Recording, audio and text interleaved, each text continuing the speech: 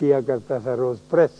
और उसके ऊपर रुमाल रख के जब मैंने उसे प्रेस किया, ये मैं आपको नुस्खा बता रहा हूँ, बड़े काम का नुस्खा है। गर्म इस्त्री के साथ आला दर्जे का जो है चीज सैंडविच बन जाता है। तो फिर वो मुझे कोई 1 रुपए का पड़ने लग गया 5 की बजाय। तो जब मैं ये बात सोची तो मुझे ख्याल आया कि मैं अरसला की मदद क्यों नहीं कर सकता। और इसके साथ ही चूंकि मैं टेक्निकल चीज़ों के साथ बहुत वाबस्ता था, जो भी चीज़ लेनी उसका मैनुअल सबसे पहले मुताला करना कि मैनुअल क्या कहता है, उसके मुताबिक मैं इसको इस्तेमाल। दुनिया का सबसे पहला टेप रिकॉर्डर जिसमें आवाज़ भरते थे वो मैंने ख़रीदा, सबसे पहले लाहौर में लाया, यानी आपके यहाँ स्टूडियोज़ में भी नहीं आए थे। खैर, तो इतना शौक़ था उनका। तो मैं सोच रहा था, अल्लाह मुझे माफ़ करे, कि जब बच्चा पैदा होता है तो उसके साथ उसका मैनुअल क्यों नहीं आता। मेरी आरज़ू थी, एक दिल की पुकार थी कि या अल्लाह इसका कोई मैनुअल हो और मैं देखूं कि यहाँ जहाँ ख़राबी है, यहाँ यहाँ टाँका लगाना है, यहाँ डिबरी बदलनी है, यहाँ ने ऐसे ऐसे पेच कसना है, और ये मेरे सामने बैठ के खेलने लगे। लेकिन कोई मैनुअल ऐसा नहीं आता जो उसके जिस्मानी आर्ज़ों को दूर कर सके। एक मैनुअल आता ज़रूर है जो इंसान नबी अल्लाह की मेहरबानी से हमको देता है। नबियों ने दिया ना कि ज़िंदगी कैसे बसर करनी। हमको तो अल्लाह ने बना दिया, बग़ैर हमारे पूछे हमें बना दिया, और हम जब बन गए तो फिर हमने पूछा कि ऐ कूज़ा घर, तूने ये जो कूज़ा बनाया है इसमें डालना क्या है, तुम्हें तो ये भी नहीं पता। तो फिर अल्लाह कहता है कि मैंने तुम्हारा जो पर्चा तरकीब इस्तेमाल है वो नबियों के ज़रिए दे दिया है, तो उसके मुताबिक कर लो। जो खुश किस्मत होता है वो उस पर्चा तरकीब इस्तेमाल में ले आता है। जो कोता होता है हमारे जैसा वो पीछे रह जाता, सोचता करता करता वक्त गुजारता। चुनाचे मैं अपने उस मैनुअल के बारे में भी गौर करता रहा, लेकिन कुछ उसका अफाका न हो। फिर ऐसे ही दूसरी रात आ गई, तो फिर मुझे इस बात का एहसास हुआ कि वो इल्म जो मेरे पास नहीं है वो मुझे अता किया जा रहा है, जो मैं नहीं पढ़ सका हूँ, जो टाँका लगाने का इल्म नहीं है, जो गाड़ी का तेल बदलने का इल्म नहीं है, जो मैनुअल हैंडलिंग के किसी मैनुअल के साथ ताल्लुक़ नहीं रखता है, ये कोई और इल्म है। तो मुझे एहसास हुआ कि मुझे और अरसला को, दोनों दादा पोती को, एक सब्र की तलकीन की जा रही है कि सब्र क्या होता है और इसके अंदर से इंसान कैसे गुजर सकता है और कैसे उसको गुजरना चाहिए। इसमें गुस्सा भी आता है, इसमें चिढ़ता भी है आदमी, और वो कहता है कि भाई मी, जो लड़की है ना आजकल वो मुझसे मेरी दादा भाई मी, जब भी कोई किसी खराबी, मेरी पोती कहती है उसको दरवाज़ा लग गया आवाज़ जोर से, तो दादा भाई मी ये क्यों लगा है मेरे साथ आके दरवाज़ा। तो बेचैन होती, प्यारी होती ना, पलती हैं लाड के साथ, तो वो भाई मी का आदमी भी पूछता है। और वो तेज़ी को उसने अपना लिया है, बहुत सारी तेज़ी को अपना लिया है। वेस्ट के सारे रिकॉर्ड ने, सारे वजूद ने इतनी तेज़ी को अपना लिया है कि सारी ईजादात उसके बदन पर नहीं है ना,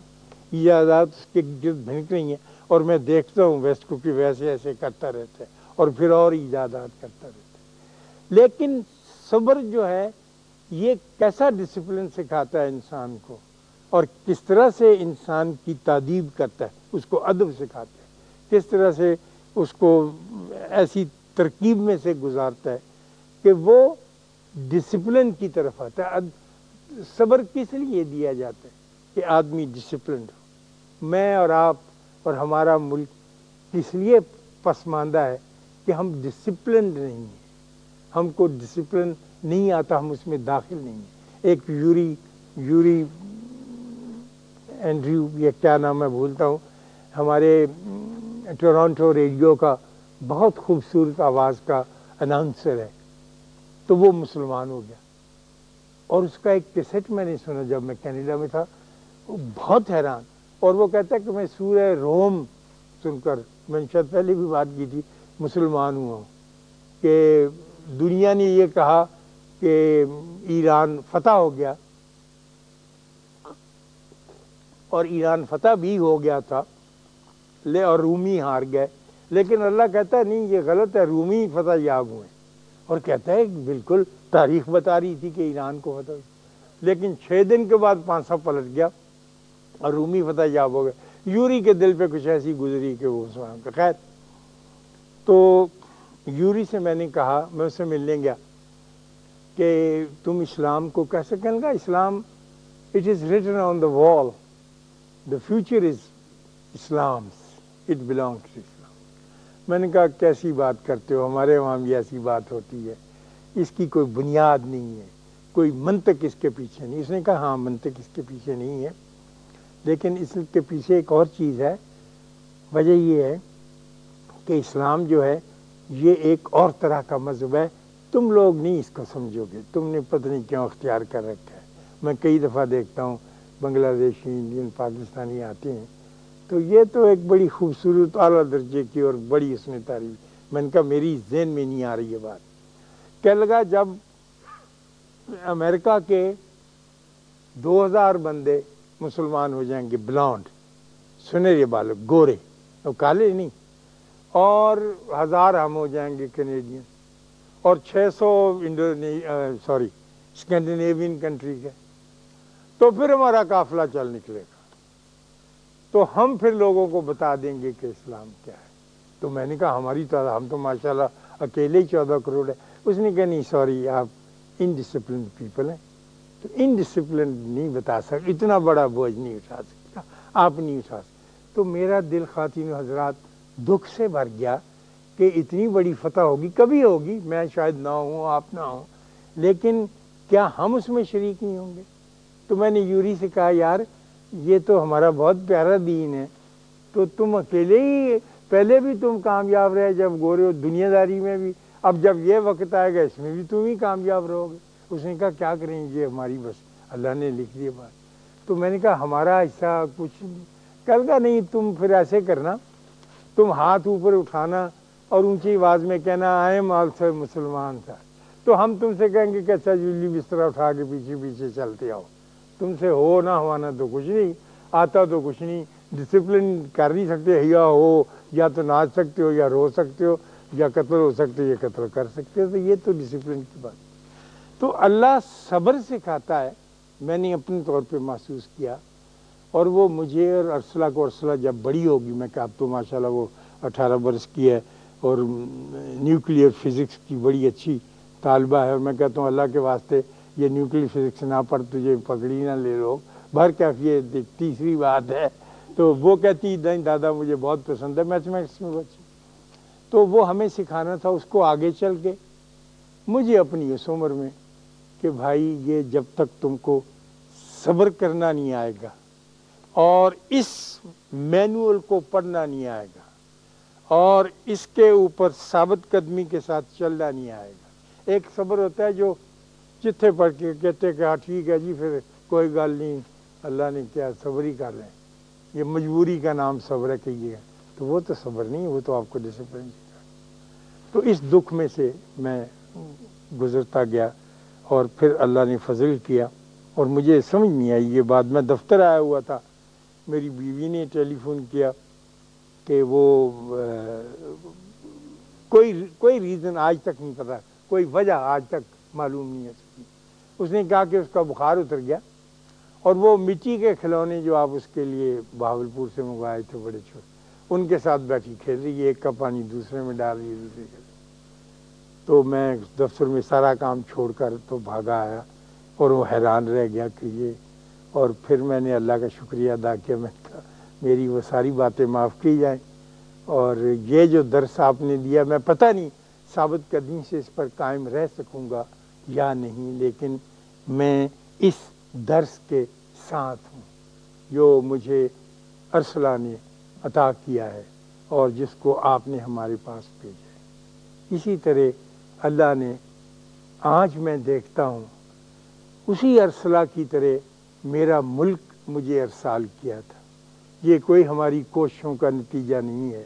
ہم نے کچھ بڑے کام نہیں کیے ہیں، یہ اس کی مہربانیاں تھیں،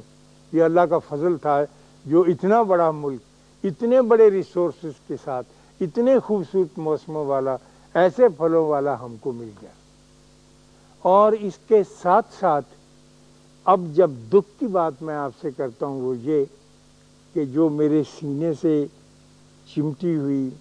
ارسلہ تھی وہ پوری طرح سے اتر نہیں سکی ہے۔ بہت تکلیف میں مبتلا، اس سے بھی زیادہ تکلیف میں مبتلا بچے کی طرح کشمیر بن کر میرے سینے کے ساتھ لپٹی ہوئی،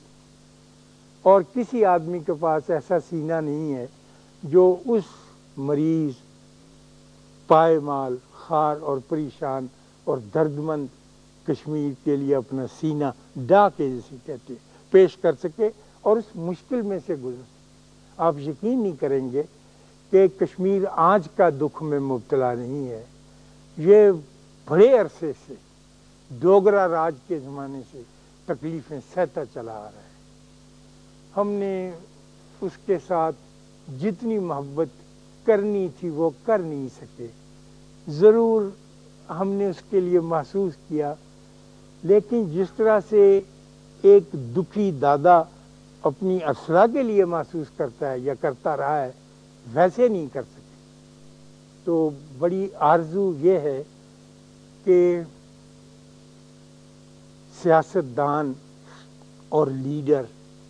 وہ تو وہ محبت عطا نہیں کر سکتے، وہ اپنے کچھ اور کاموں میں لگے رہتے ہیں، لیکن لوگ جو ہے اگر یہ اجتماعی طور پر اپنی محبت کو جمع کر کے اپنے اپنے گھر بیٹھ کر اپنی اپنی دل بستگی کے ساتھ اس کشمیر کے لیے دعا ہی کہ دیکھیں ہمیں اتنا وقت بھی نہیں ملتا، ہم نے اپنی زندگی ساری طویل زندگی میں کسی رات کبھی 9 بجے بیٹھ کر خالی اس کشمیر کے لیے دعا نہیں کی جہاں پچھلے 10 برس میں 1000 نئی قبریں بن چکی ہیں، پچھلے 10 برس میں تو کچھ گزرا ہے نا، اس پر کچھ ہوا ہے۔ تو اگر اس طرح سے ہو سکے کہ ہم کوئی اس پہ کوئی عملی قدم ایسا نہیں اٹھاتے جیسا کہ سیاستدان جانتے ہیں، لیکن جذباتی اور روحانی اور نفسیاتی اور قلبی اثر جو ہے وہ یقین ڈالا جا سکتا ہے، اور جب آپ میں ہم سب مل کے ڈالیں گے اپنے خالی لمحے میں تو میں آپ کو یقین دلاتا ہوں کہ آپ کے ہر گھر میں یہ ٹیلی فون بجے گا کہ کشمیر آزاد ہو گیا ہے اور اپنے کھلونوں کے ساتھ کھیل رہا ہے جو پھولوں کی صورت میں اس کی ساری وادی میں پھیلے ہوئے ہیں۔ یہ بوجھ تھا کئی دنوں کا میرے دل پر جو میں نے آپ کی خدمت میں بیان کر دیا۔ اللہ آپ کو آسانیاں عطا فرمائے اور آسانیاں تقسیم کرنے کا شرف عطا فرمائے۔ اللہ حافظ۔